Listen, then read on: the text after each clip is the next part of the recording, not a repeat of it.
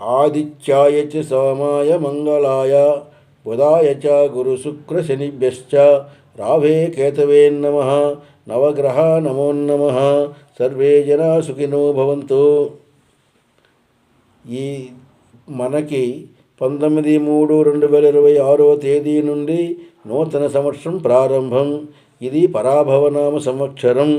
ఈ సంవత్సరంలోన జాతక ఫలితం. పరాభవనామ సంవత్సరంలో ధనుస్సు రాశి యొక్క జాతక ఫలితం. ధనుస్సు రాశి వారికి అనగా మూల 1, 2, 3, 4 పాదములు, పూర్వాషాఢ 1, 2, 3, 4 పాదములు, ఉత్తరాషాఢ 1 పాదం మొత్తం ధనుస్సు రాశికి వర్తిస్తుంది. ధనుస్సు రాశి వారికి ఈ సంవత్సరం మూలా నక్షత్రానికి 1 0 ఉంది. పూర్వాషాఢ ఉత్తరాష నక్షత్రానికి 0 లేవు. ఆదాయం 14, ఖర్చు 11. రాజపూజితం 5, అవమానం 6. శని ఈ సంవత్సరం 4వ స్థానంలో ఉంటాడు.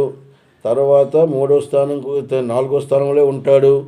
రాహు ఈ సంవత్సరం 3వ స్థానం 2వ స్థానంలో ఉంటాడు. గురుడు ఈ సంవత్సరం 8, 7 స్థానాలకి 8వ స్థానానికి మరి 7వ స్థానంలో ఉండి 8వ స్థానం కూడా వస్తాడు. ఈ సంవత్సరం ధనుస్సు రాశి యొక్క జాతక ఫలితంలో అనుకూల పరిస్థితులు అయితే ధనుస్సు రాశికి కొంతమేరకు అనుకూలంగా ఉంటాయి. మధ్యలో కొన్ని సమస్యలు చికాకులు వచ్చినా కూడా సర్దుబాటు అవుతాయి. మరి ఆరోగ్యపరంగా బాగానే ఉంటుంది, కానీ మధ్య చిన్న చిన్న ఇబ్బందులు ఉంటాయి. మరి వ్యవహారం అంతా అనుకూలంగా ఉంటుంది. మరి ఆదాయం కూడా బాగుండును, కానీ ఖర్చులు కూడా ఎక్కువ జరుగుతాయి.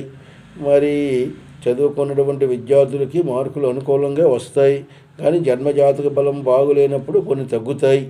మరి వివాహం కానిటువంటి స్త్రీ పురుషులకు వివాహం జరుగుతుంది, కానీ జన్మజాతకంలో కుజదోషం అని వగైరా గ్రహబలం బాగులేనప్పుడు కొన్ని ఆటంకాలు జరుగుతాయి. మరి ఉద్యోగ ప్రయత్నాలు కూడా సాఫల్యంగా జరుగుతుంది.